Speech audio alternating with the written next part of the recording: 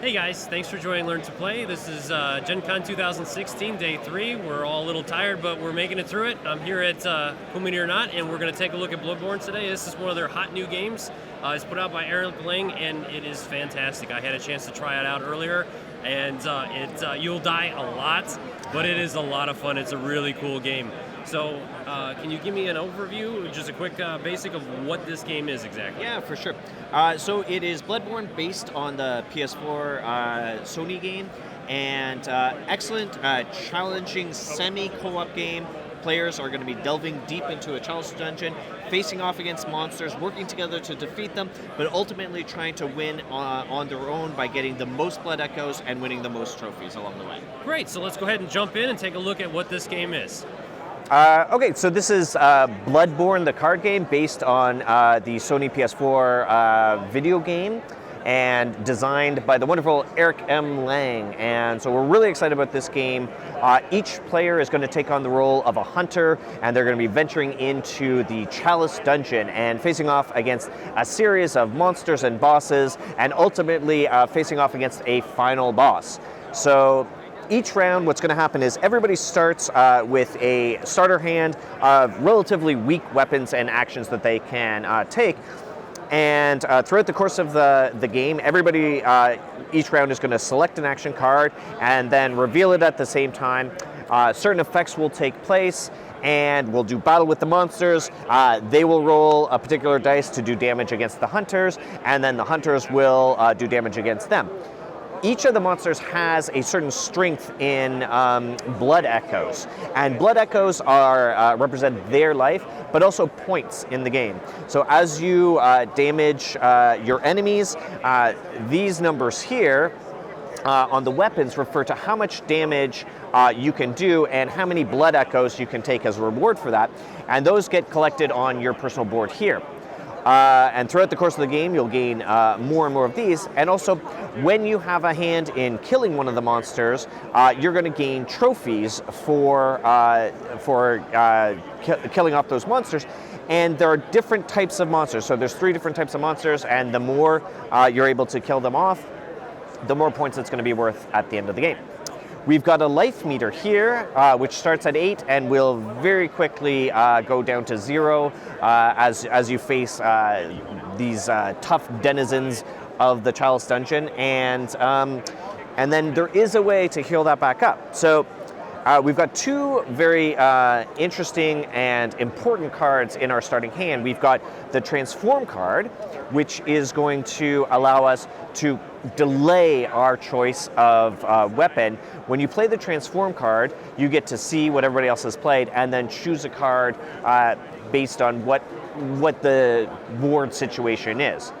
The Hunter's Dream card is kind of like a save game during the card game. So when you choose the Hunter's Dream, a bunch of things that are very beneficial are going to happen to you. First thing, you're going to bank all of your collected blood echoes so far. So that means that they are safe. Those are going to be points for you at the end of the game for sure. If you die without banking them, anything that's in the collected blood echoes spot is going to be lost throughout the course of the game.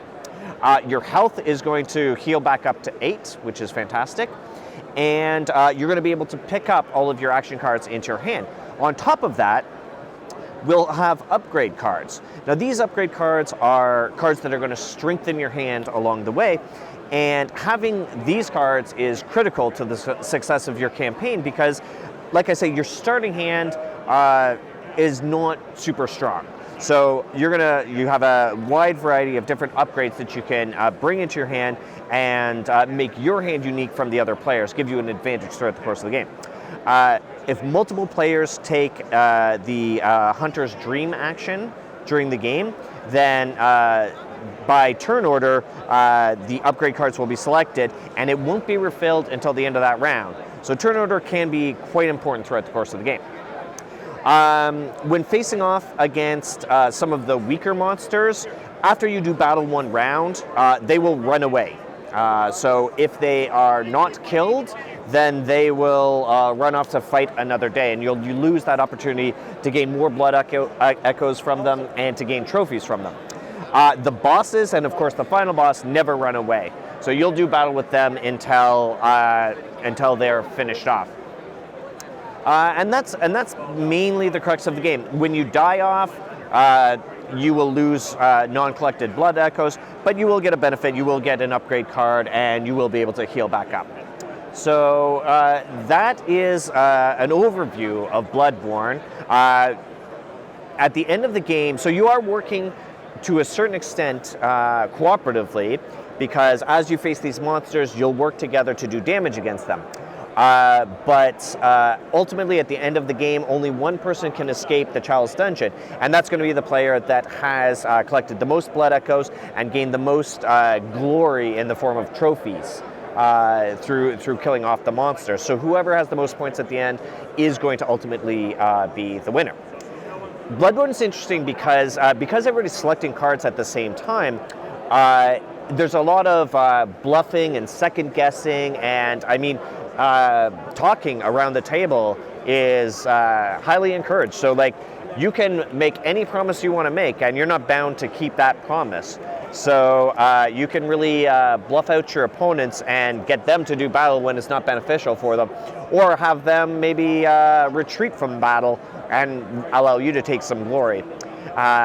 Really anticipating what the other players are going to do is like a key to the success and the fun of this game. So, yeah. So thank you for showing this game off. Like we said, this is a great game. It's a lot of fun. So when should we expect to see this in retail? Should see it in retail in the next couple months, Okay. and price point around $35. Okay, great. So it's an awesome game. You get a ton of content. Like I said, this is a lot of fun. You guys stay tuned. We'll be having a full Learn to Play video on this, so I'll be able to teach you guys how to play this exactly, and then you're going to be able to pick it up in the store in just a couple months. So we'll see you guys next time. Bye.